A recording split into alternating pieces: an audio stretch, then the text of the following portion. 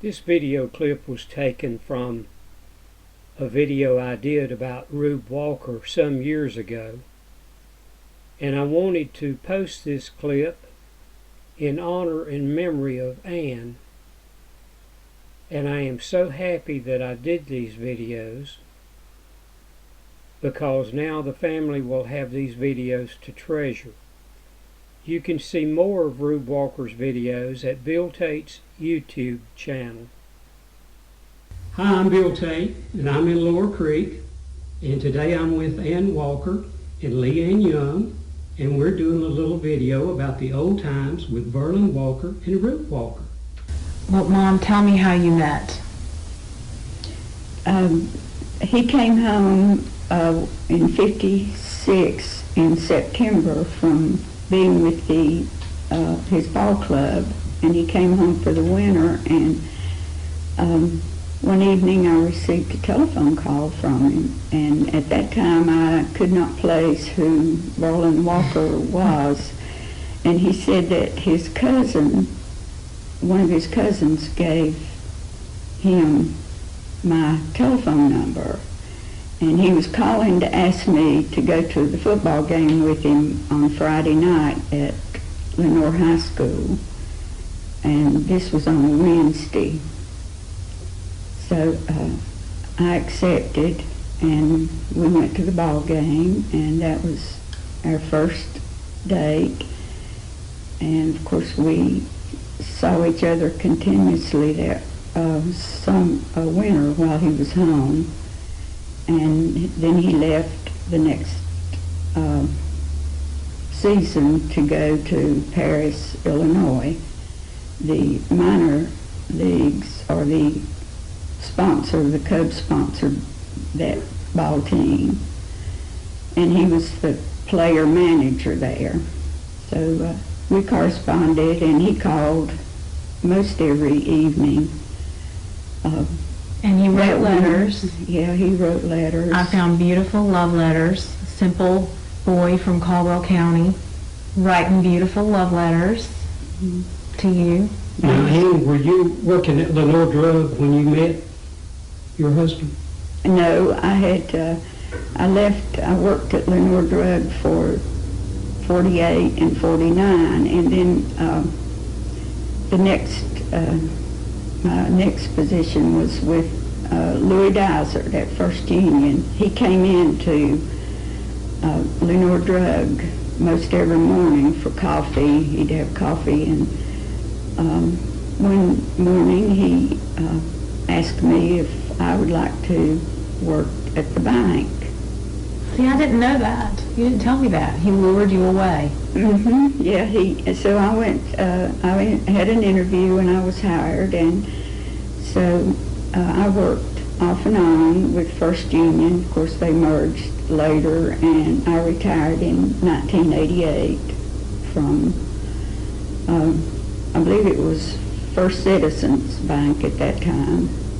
So, and then, but getting back to our courtship, it was on for 9 years. He would come home and we'd date, but I couldn't lure him into taking me back with him. I know. Why didn't he ask you? For 9 years? That was unusual. That is not unusual now, but it was in the 60s. Well, he said baseball wasn't an ideal career for marriage because you were gone more than 50% of the time. And even in the winter time, sometimes you were gone until Christmas, or maybe, and then you'd start back in February for spring training. Mm-hmm. So. And baseball players didn't make what they make now. No, not nearly as much. This was before free agency and all that stuff. Yeah. It was more of a family-oriented game at that time, and but I couldn't convince him. So in 1966, we were married at January 30th, and so then, and that next year, I went to spring training. That was the first year and only year they had spring training in California, Palm Beach. But that wasn't suitable because they couldn't practice. Couldn't practice in the mornings because of the dew on the grass, so they went back to Mesa, Arizona. What was that like? You left Lenoir and you went out to, had you ever been out west or anything like that? No, I had never been really any farther away from home than the beach, Myrtle Beach and Carolina Beach. So, were you scared? No, I was too grateful to be going to the big city, so I really enjoyed it. And you weren't scared in Chicago? No. When they'd go on road trips the first year, my telephone bill calling my friends in Lenoir was a little bit higher. You were homesick. I was a little homesick, but that was before you were with me, so that helped when he was gone. What did your friends think that you were, because you were the last one to marry of all your girlfriends, and then all of a sudden you got to leave town and you were with a baseball player. Well, it was something new for me, but I enjoyed it all, and I soon learned to get around in Chicago alone when he was gone. So you and I did a lot of running around, and I met so many people in Chicago that was from Lenoir. There was a lady that worked at Beulah Hospital, Martha Sudreth, and she had married a fellow from Irving. Well, it was a suburb of Chicago. I can't recall. We still correspond with him. Martha passed away, and he has 2 daughters. So we had fun there, and of course Park Ridge. I met some people in Park Ridge, and it was a wonderful opportunity for me to. So that weren't you in the same place with Frank Sinatra once? Tell me about that. A restaurant or something? Or was it Dean Martin? That was in California, yes. Dean Martin and Frank Sinatra. And of course, I was a fan of them. And this was when Leo DeRocha was the manager of the Cubs. So they were known as the Rat Pack. And they did, I did meet them, and of course I was excited, little country girl meeting my ideal singers, really. So. What about Leo DeRocha? How did you feel about him? He and I got along real good. I found out that he did give Verlin a hard time the first year, I think, but it didn't take but 1 year, and Verlin had won him over. So yeah, Leo inherited him. This is what I learned, and the P.K. Wrigley made Leo keep my dad. He said, "You will keep Verlin Walker," and so that was when the 7 coaches disbanded that 1 year, and so he did give Verlin, and he had given him a contract for 71, but this was in the spring of 70. But of course, for the pitching coach, he was going to be the pitching coach. Yeah.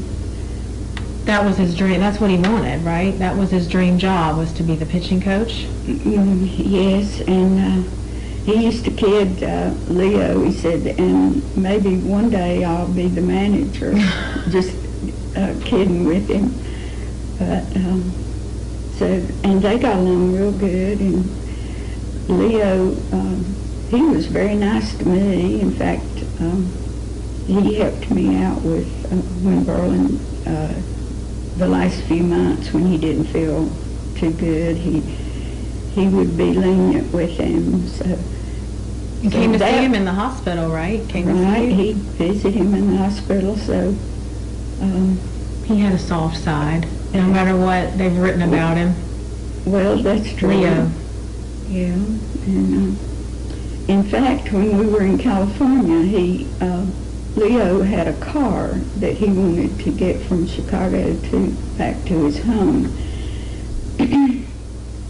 And so, not from Chicago, I'm sorry, from California, it was to L.A., and so he asked Berlin to take his car home. He couldn't get it there himself, and I tried to follow him, but I missed a turn, and we did get lost.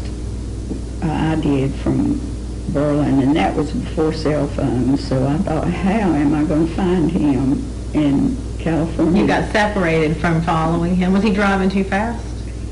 No, it was a turn, and a car got in front between, because I wasn't following too close, and so a car got in between, and so then I couldn't make the turn that he did. Mm-hmm.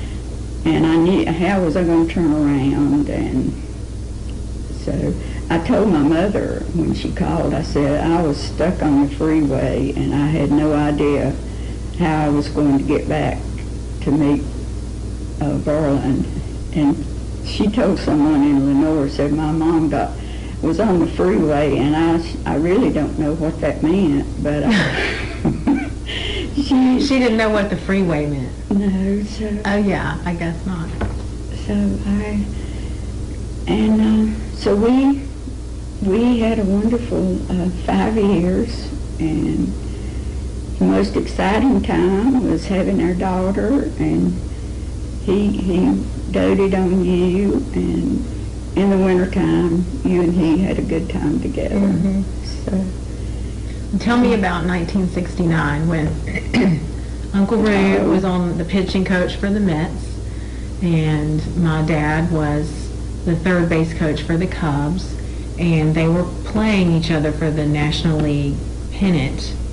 And the Cubs went into it with a winning record. They were going into August winning the division, and the Mets ended up beating them, going to the World Series and winning.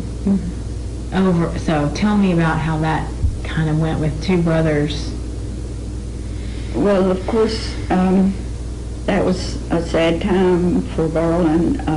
We came home after the season ended, and after he lost to Uncle Rube. At that time and of course Rube got to stay and play in the series and winning, but Berlin didn't talk about it very much. If I mentioned it, he'd change the subject. But when we got home, he had some fishing buddies and hunting buddies that they always went fishing. And for the whole series, I think he was home 2 nights, and he would not watch the ball game. But they were still friends, and he was happy for Rube and the Mets. Bittersweet, I guess. Yes, it was. So, but it wasn't. He soon got over that, and 70 was a good season for them. But of course, they lost in the last few games as usual. When the season got near the end, that's when they sort of went downhill. So, but maybe this year might be a little different. I'm hoping. They made the playoffs. And Ernie Banks said 15 would be the year for the Cubs, and of course he did. he's not here. Maybe he was correct. I can hope.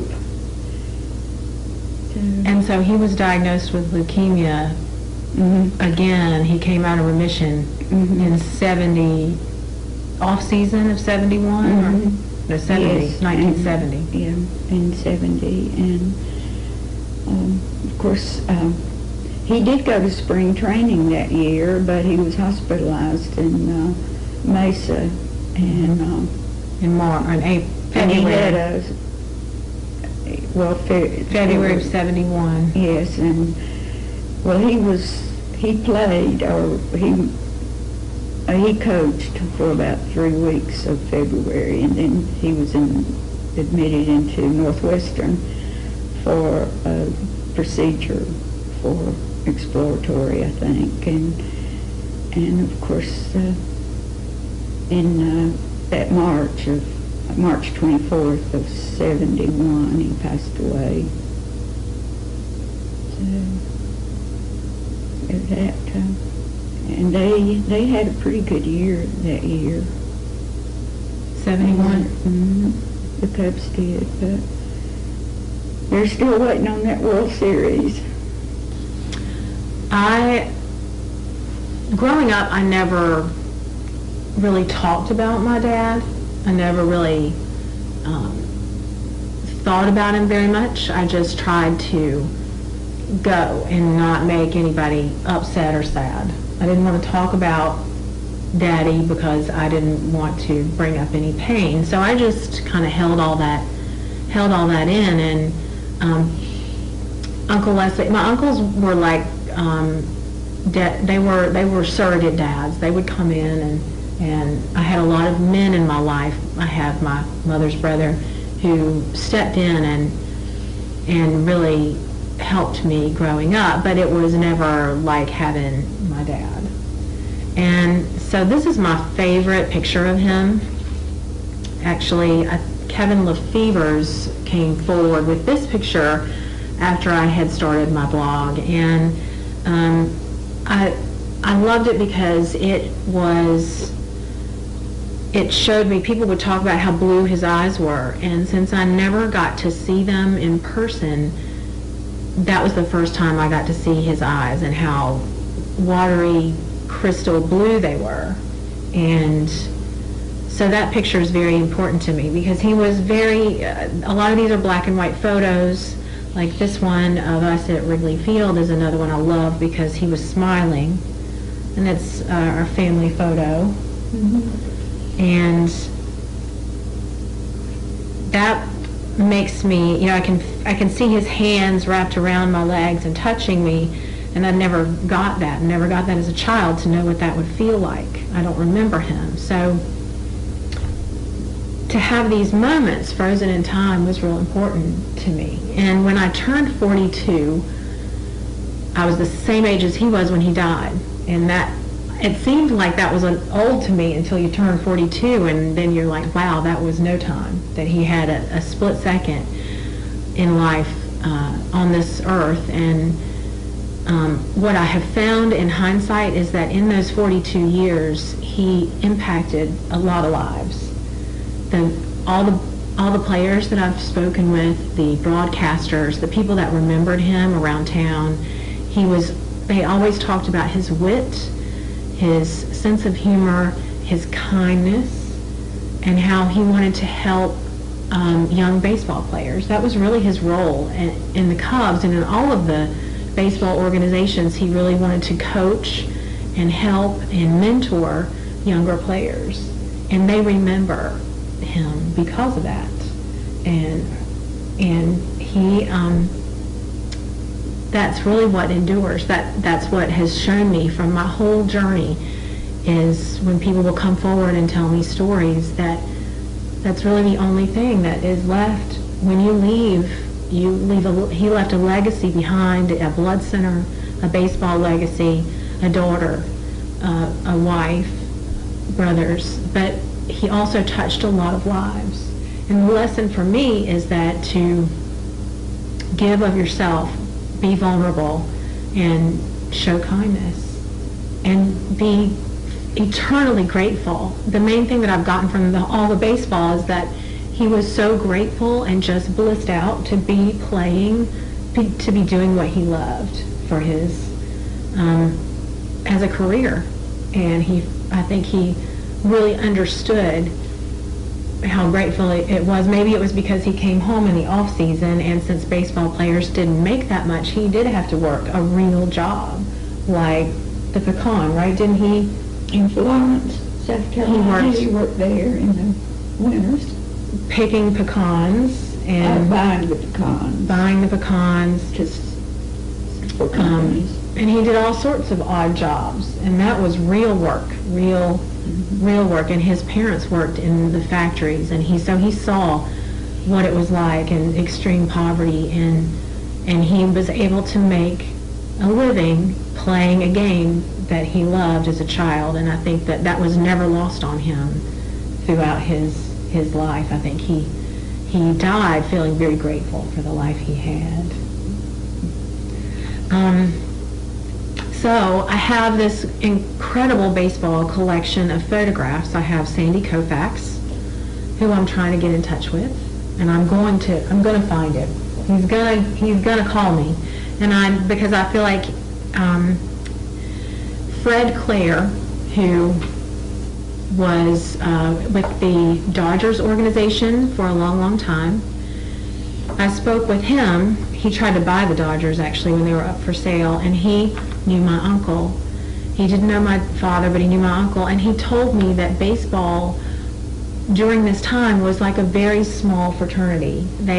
All the baseball players really knew each other. They kept up with each other, and particularly the Southern boys. They kind of gathered and drifted toward one another when they were around. And so I have all these pictures of my dad with players from other teams.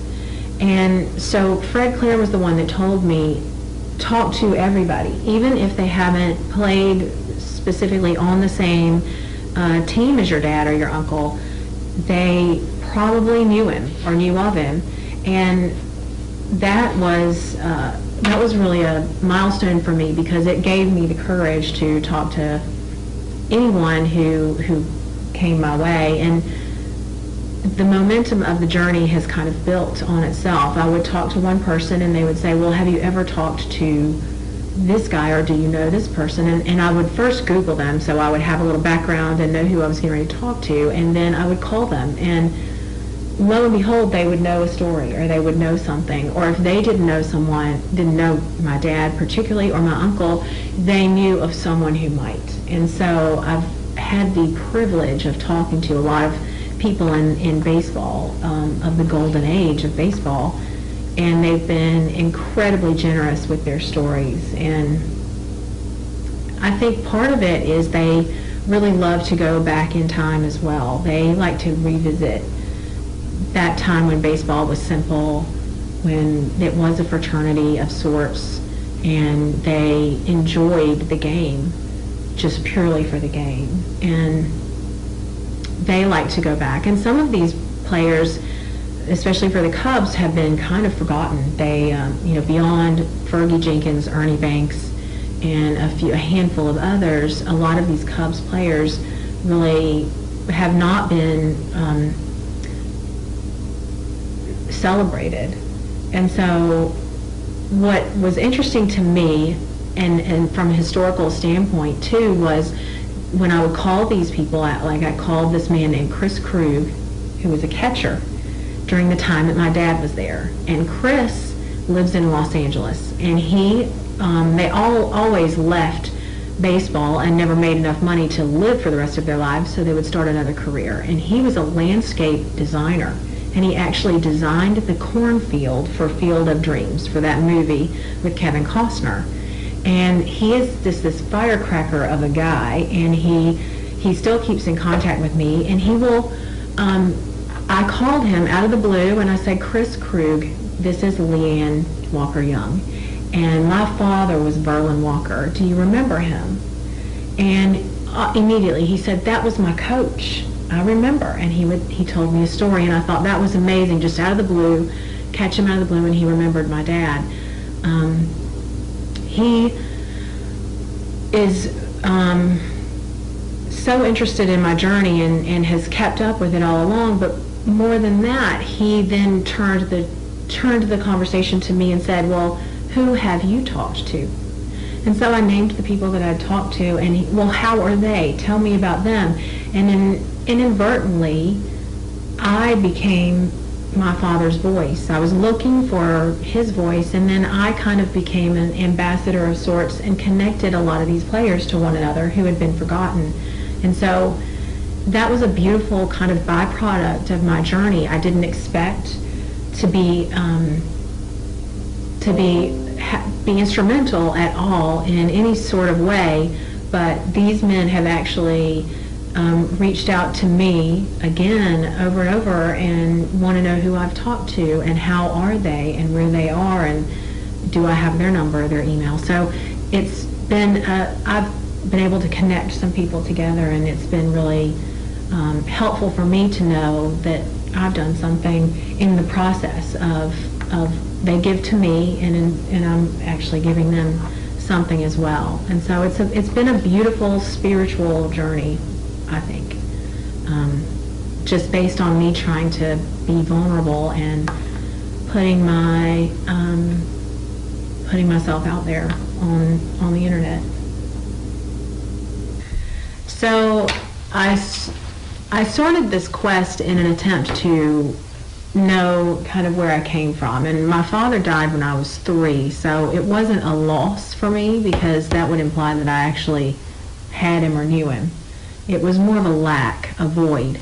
So I had this hole the size of him in my soul that I just needed to fill. And I started when I turned 42, and I really went on this search to find him, or to get to know him is what I wanted to know. I wanted to know his personality. I wanted to layer pieces of him, figure him out, and so I could pull him into me and really get to know him. So that's what I did, and I started with pictures, and my uncle Leslie, the youngest brother, gave me a lot of old baseball pictures, but this is one from Lenoir High School. Oh, let me move the picture. This is Lenoir High School championship picture, and my dad was on there as catcher. And this is before you knew him, right? You didn't know him in 48. No. And so I knew that baseball was his first love, and Mom was his second love. Maybe I was his third love. So that's where baseball love story came from. It was me trying to pull all 3 of those things together. And he was in the minors for so long, and he finally became a coach for the Cubs as part of the College of Coaches, an ill-fated, terrible idea by P.K. Wrigley to have a rotating manager, different one every game. But it got my father into the major leagues, and that's where he wanted to be. So I'll always be a fan of the College of Coaches, even though nobody else is. And so I had all these pictures, and I just began talking to people and having them tell me stories, which is kind of an oral history from a historical perspective. You get pieces of information, pieces of his personality given to you by other people. And it really has been a beautiful layering, so to speak, of him. And what's been interesting is now, after this quest, I'm starting to calling it a soul mission now, that I've been on to heal my soul of being fatherless. I know him now, and I miss him. I didn't miss him before because I didn't really know who he was. I missed the fact that I didn't have a father, that void, but now I miss who he was and what other people have told me about him. So this is me at Wrigley Field. I look mad. Do you remember when this picture was taken? Yes. Was I mad? You looked sad and mad differently. All of the years from, I'd say, till you got into middle school, you had a sad look Yeah, I've always And carried people that. mistook that for you were mad or upset. Yeah, I've carried a sadness with me, all my life. I really have. And this is us at Walker Stadium, Walker Field. And you say that we didn't mean to dress in red. I thought that this was. No, it wasn't planned. I can't believe that. I ran into Mr. Douglas that day, and we were at this Walker Field, and he offered to take that picture. Mm-hmm. So, it's a great picture of us. I must have been 4. 4 or 5. This is a picture of the moment of silence at the first Crosstown Classic game between the White Sox and the Cubs in honor of my dad after he passed away. And I have a press release that Pat Hughes sent me as well of that time, what they said on the radio. And here's Casey Stengel. Did you ever meet him? Yes. You met him? Yeah, and we met when they were there with the Mets. Yeah, I guess he knew my And, uncle too. 70.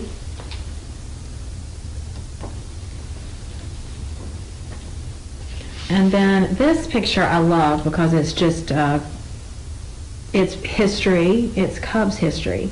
It's the black cat. The black cat curse, Ron Santo in the batter's box, and a black cat comes walking past him. That was in 69? Mm-hmm. Yeah, it was 68 or 69. 69. Were you there at the game? No, I wasn't there that game. I guess you were babysitting me. But Well, yeah, you went with me every time I went. But they said that was the reason they lost. The black cat curse. and there is a restaurant in Chicago, isn't it, named the Black Cat? I don't know. There's the Billy Goat. Oh, The Billy Goat curse. That's a whole nother curse. yeah. This is my Uncle Rube with the Mets and me.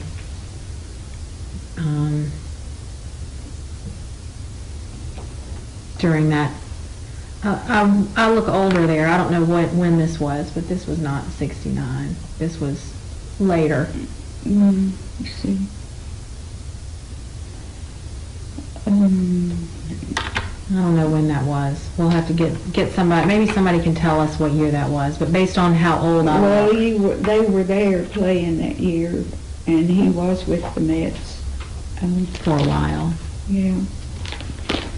I'll start with the letter. This is the Lenoir High School letter that was clearly never put on a sweater.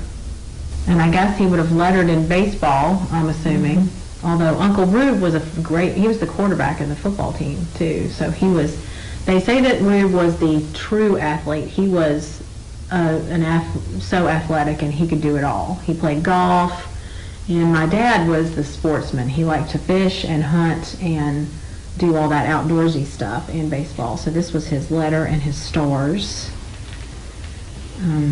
for Lenoir High School.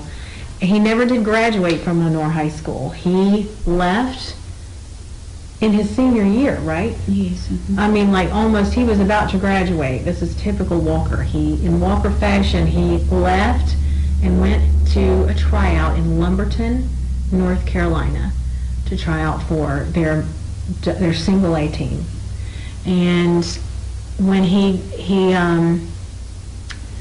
tried out, and a little known fact that I read, a historian told me this as well, and I read it in a book, Rocky Marciano tried out as well for the catcher position. And my dad beat out Rocky Marciano for that position. And then his wit and his joke about it was he would tell people that when Rocky Marciano found out he was second place to Verlin Walker, then he began beating people up. And that's how he started his boxing career. That was his joke.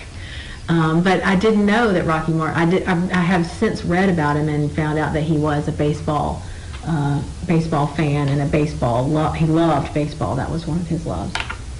And then also there was this photograph of him with his early times bourbon. I heard that he was a fan of early times bourbon here, and known for having parties in his room. That's what some of the people have told me, that he enjoyed having parties and telling stories and being the center of attention and enjoying that downtime. And I've found that baseball players do have the best stories. I think it's because of all the downtime they have to sit around and wait for the next time they pitch or the next time they play. And this picture just cracks me up. It's Ron Santo, who was he's a Hall of Famer, third base, right, Mama? Yes. For the Cubs. He was an announcer for a long time. Never did get to talk to him. And they're giving some beauty queen pointers on her on her batting practice, her swing, I suppose. And that just kind of shows me his wit and how he was always, I think, up to doing that kind of thing, that kind of PR, which led me to always think that I would find something, a radio broadcast, because I think he did enjoy that. And I'm not done. I think I will find a radio broadcast. I really believe maybe that someone in the New York media market might have done something when the Mets and the Cubs played and had the Walker brothers on there.